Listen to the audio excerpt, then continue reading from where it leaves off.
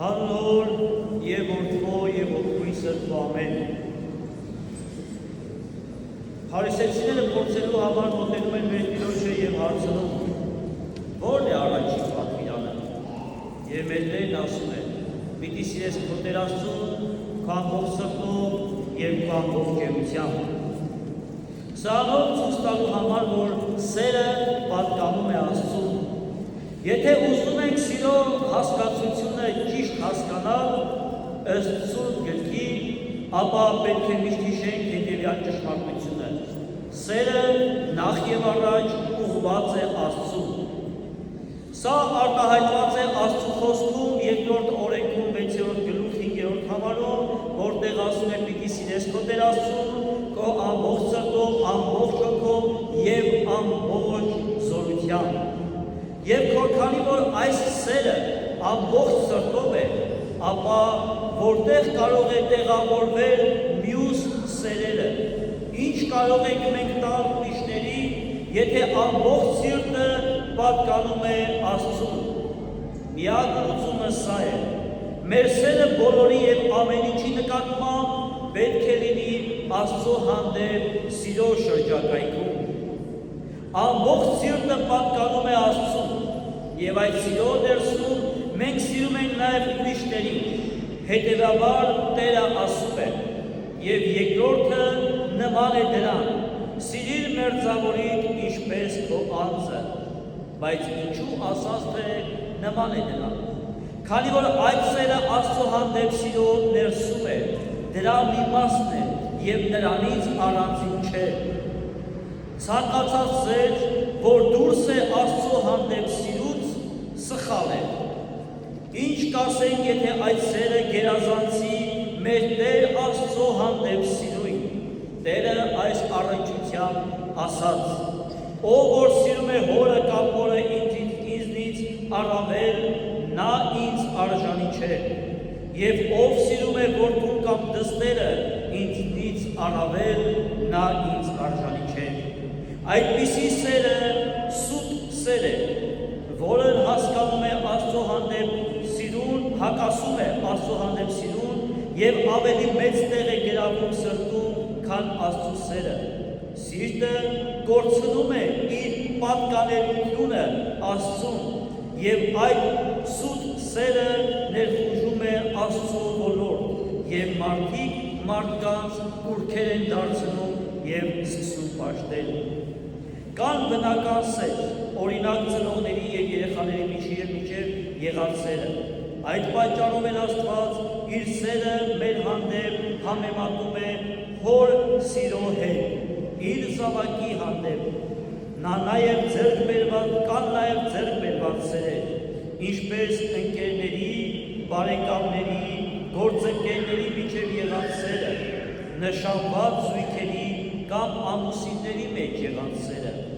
Սերը կարող է աստիճանաբար զարգանալ։ Սկզբում կարող է լինել պարզապես ծանոթություն, որը հետագայում վերածվում է ընկերության։ Ծանոթությունը փոխհարաբերություն է մարդկանց մեջ, որոնք կարող են աշխատել միասին կամ ունենալ նման հետաքրքրություններ, և այդ կապը կարող է վերածվել ընկերության։ Որոշ հարաբերությունում կարող է լինել հիացմունք, սակայն հիացմունքը այլ բան է, ոչ թե սեր։ Դուք կարող եք հիանալ մարզիկով, սակայն դա չի նշանակում, որ սիրում եք նրան։ Երբ հիանում եք գրողով, հիանում եք նրա մտքերով, առանց անձնական հարաբերության, կարող է նույնիսկ մտավոր կապ առաջանալ, սակայն դա ևս սեր չէ։ Նույնիսկ եթե այդ կապը զարգանա և նմանվի սիրո, դա կլինի սեր նրա մտքերի կամ ոճի, բայց ոչ նրա անձի հանդեպ։ Սերը հանդիպում է երկու սրտերի միջև, կամ միություն երկու սրտերի, որոնք կիսում են նույն զգացմունքները ու հույզերը։ Որպեսզի այդ սերը սուրբ լինի, այն պետք է լինի Աստծո սիրո սահմաններում, առանց հակասելու կամ գերազանցելու այն։ Սիրո խնդիրներից մեկը միակողմանի սերն է։ Սա նշանակում է, որ կա մի բան, որը այն չէ, ինչպես պետք է լինի կամ չկա փոխ ըմբռնում, քանզի սերը պետք է սեր առաջացնի։ Սերը պետք է լինի ողջամիտ, իմաստուն և հոգևոր, որովհետև կան սիրո տեսակներ, որոնք կարող են վնասել։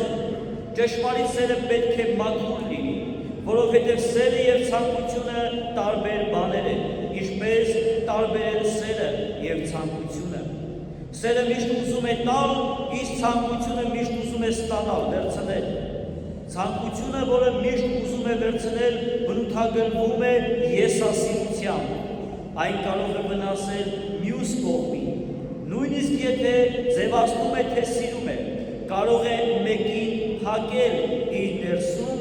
և կտրել մյուսներից։ Երբեմն կարող է վերածել նաև ավելի չխանդի։ Փաստորեն դա սեր չէ, որովհետև ճշմարիտ սերը ընծայություն է, զոհաբերություն, նույնիսկ անձնական զոհաբերություն։ Ուստի նայիր քեզ, քո հարաբերության մեջ մյուս սերի ներկայացուցչի հետ և տես արդյոք դա սեր է, թե ցանկություն։ Երբ երիտասարդը մոտենում է աղջկան, ոտնահարում նրա համբավը և բարկվազուր կանում, ինչ կարելի ասել դրա մասին, սեր թե ցանկություն։ Եթե իսկապես սիրում է նրան, նա կպաշտպանի նրան, կմտահոգվի նրա համբավով, այնպես ինչպես քրոջ պատվով։ Նա կպահպանի աղջկա մաքրությունը և կպատվի նրա զգացմունքները։ Նա չի թողնի, որ աղջիկը սրտով կապվի իր հետ և հետո լքի նրան թողնելով շփոթված։ Միթե սա է սերը։ Որոշ մարդիկ դա կոչում են պարզապես երիտասարդական զվարճանք, բայց որն է այդ զվարճանքի գինը, հոգևոր և սոցիալական առումով այդ զվարճանքը խլում է ուշադրությունը, կարող է ավերել մարդու ապագան և խանգարել երիտասարդին հաջողելու ուսման մեջ։ Այստեղ սեր առհասարակ չկա։ Ինչ զվարճանք է այն, որի արդյունքում կորչում է մաքրությունը, համբավը, նույնիսկ հոգևոր կյանքը։ Ճշմարիտ սերը ուղեկցվում է սրտի մաքրությամբ։ Երկու երիտասարդների միջև եղած սերը չպետք է վերածնի նրանց սերը առաստված։ Տերն ասում է. ով սիրում է հորը կամ մորը ինձնից առավել, որդուն կամ դստերը ինձնից առավել, նա ինձ արժանի չէ։ Ուրեմն ճիշտ է արդյոք, որ տղան աղջկան սիրի Աստծուց առավել, կամ աղջիկը տղային Աստծուց առավել։ Ճիշտ է արդյոք, որ այդ սերը ուղեկցվի այնպիսի զգացմունքներով, որոնք հակասում են սրտի մաքրությանը և պատվիրանապահությանը։ Ճշմարիտ սիրողը երբեք քեզ չի տանի դեպի հոգևոր կորուստ։ Նա չի գողանա քո սերը Աստծուց, չի թուլացնի այդ սերը, չի խարխլի այն։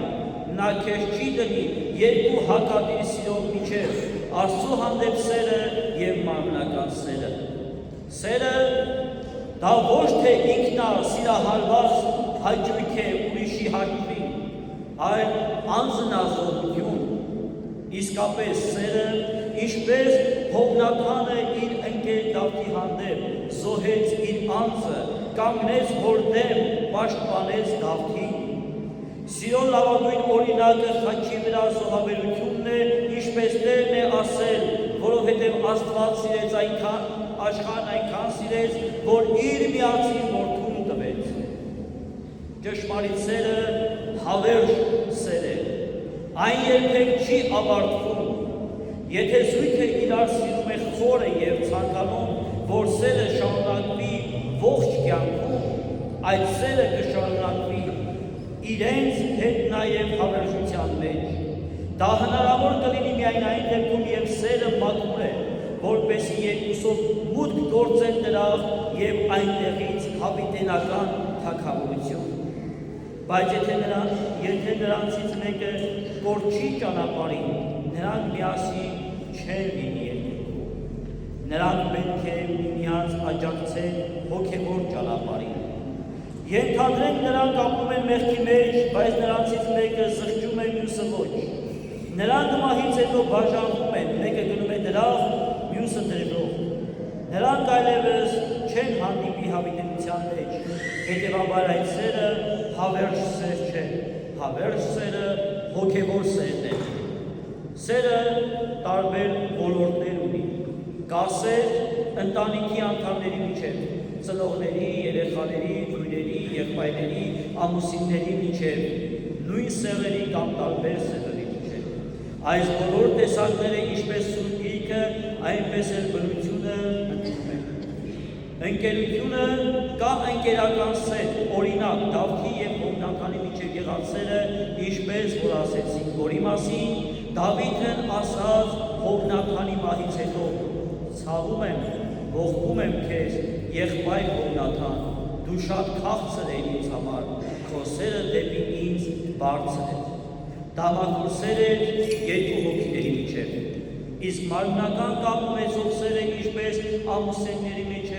Սուրբ Գիրքը չի թույլատրում ամուսնությունից դուրս։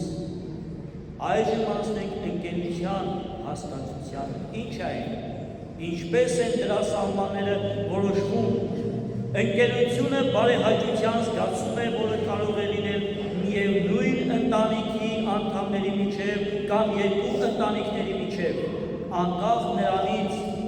կանայք են թե տղամարդիկ, դա կարող է լինել նաև տարբեր սեռերի միջև հոգևոր սիրո շրջանակում, առանց որևէ մարմնական զգացմունքի։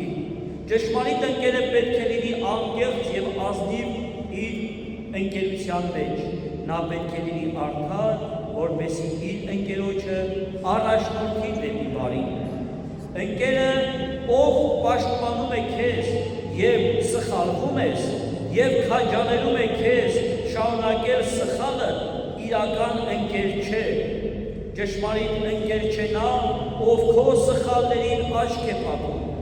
Նրա սերը քո հանդեպ վնասակար է։ Ուստի ընկեր ընտրելիս պետք է ընտրել նրանց, ովքեր արդար են եւ ովքեր չեն քծնում քեզ ճշմարտության հաշվին եւ չեն խրախուսում սխալ գործել։ Կան նաեւ սխալ սերեր։ Սիրո տարբեր տեսակներ։ Սերը կարող է սխալ լինել իր էությամբ, միջոցներով, ընթացքով կամ հետևանքով։ Օրինակ, Ռեբեկայի սերը իր որդու Հակոբի հանդեպ։ Ռեբեկան ցանկանում էր, որ Հակոբը ընդուներ օրհնություն, բայց նրա համար ընտրեց սխալ միջոց, մոլորեցնելով իր ամուսնուն Հակոբի հորը։ Այդպիսով նա Հակոբին դրեց Աստծո դատաստանի ներքո։ Արդյունքում Հակոբը ինքը դարձավ խաբեության զոհ։ Լաբանը նրան տվեց Լեայի, Ռաքելի փոխարեն եւ բազմիցս փոփոխեց նրա աշխատանքի պայմանները։ Հետագայում Հակոբի խաբեցին նաեւ նրա որդիները, ասելով թե որ Հովսեփի գազաններն են ոչոտել։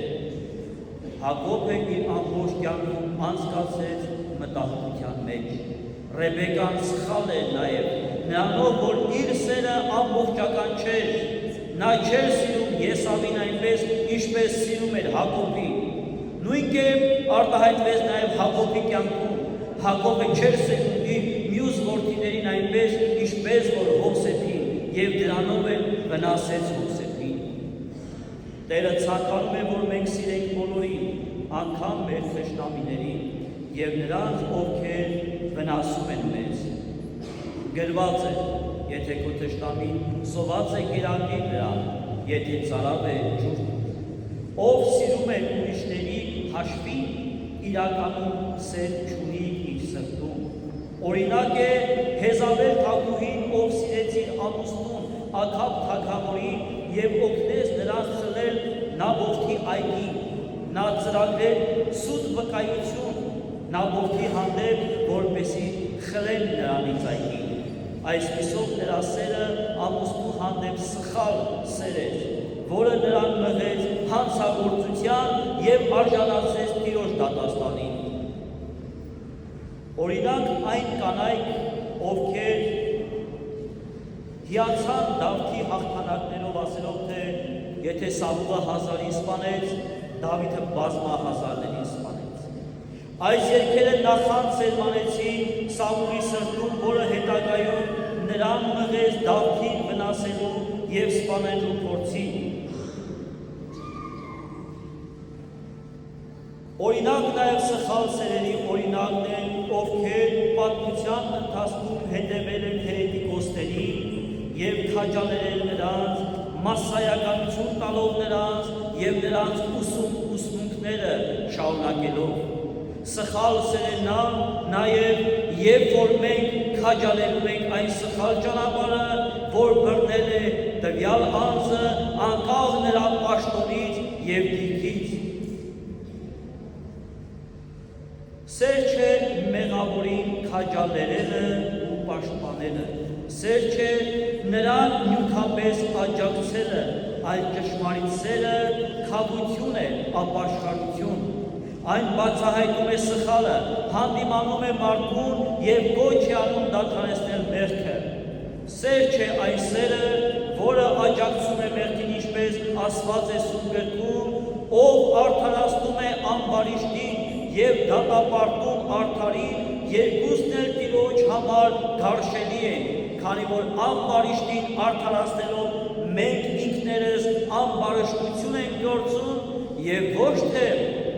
պայքարում ենք արդարի դեմ, այլ պայքարում ենք Աստծո դեմ։ Մայրը, ով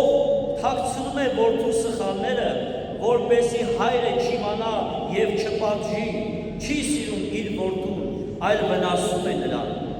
Նա ապականում է երեխային, քայքայելով բնավորությունը և խափանելով նրա հարաբերությունը Աստծո հետ։ Նույնպես մայրը, ով փայփայում է որդուն չափից դուրս, նրան փչացնում է։ Ասված է, ով քեզ ստիպում է լաց լինել, լաց է լինում քո հետ միասին, ով քեզ ստիպում է ծիծաղել, ծիծաղում է քո վրա։ Ժողովրդական ավանդություն։ Երբ սիրում ես մեկին, մի պաշտպանի նրա սխալները, այլ փրկիր նրան։ Դու կարող ես առաջնորդել նրան ապաշխարության, այդպիսով փրկելով նրան և նաև ինքդ քեզ նրա մեղքի դատապարտությունից։ Սխալ սիրո տեսակ է նաև չափից դուրս խանդող սերը։ Օրինակ Պետրոս առաքյալը սեր ցույց տվեց Տիրոջ հանդեպ։ Այս սերը ստիպեց նրան վերցնել սուրը և գտնել քահանայապետի ծառայի ականջը։ Տերը այդ արանքի համար նրան հանդիմանեց։ Սխալ սերերի օրինակներ են։ Ուսանողը, ով օգնում է ընկերոջը քննության ժամանակ խաբել սիրո պատրվակով, հոգևորականը, ով օգնում է ապօրինի ամուսնության մեջ, արդարացնելով դա սիրո պատճառով, բժիշկը, ով օգնում է աղջկան ընդհատել հղիությունը,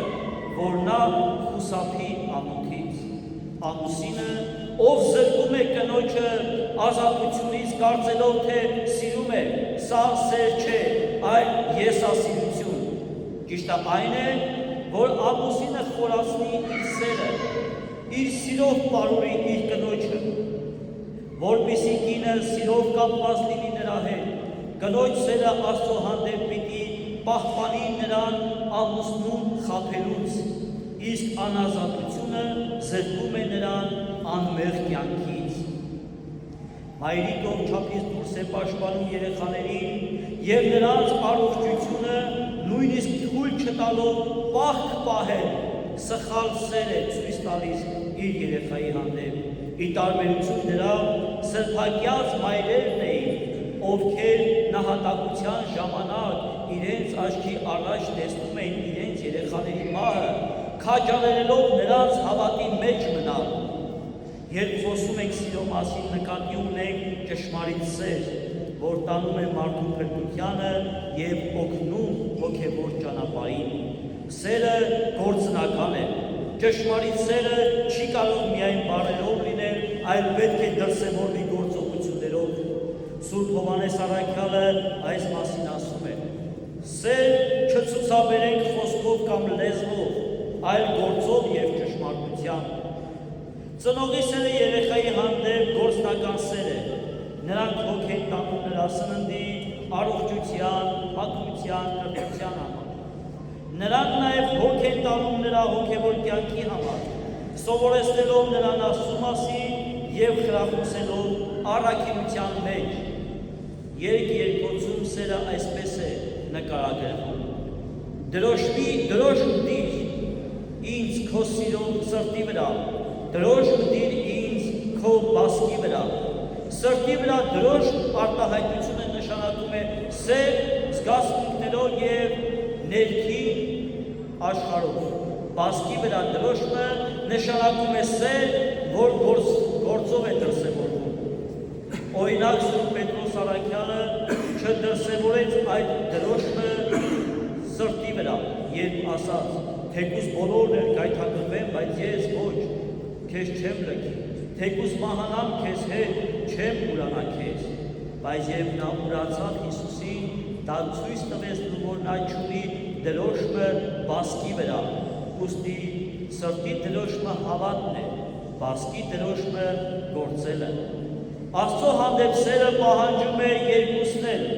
նույնը մարդկանց հանդեպ սերը պետք է լինի զգացում և գործողություն, սա է իսկական գործնական սերը։ Հովիվների վերաբերյալ Սուրբ Գիրքն ասում է, լավ հովիվը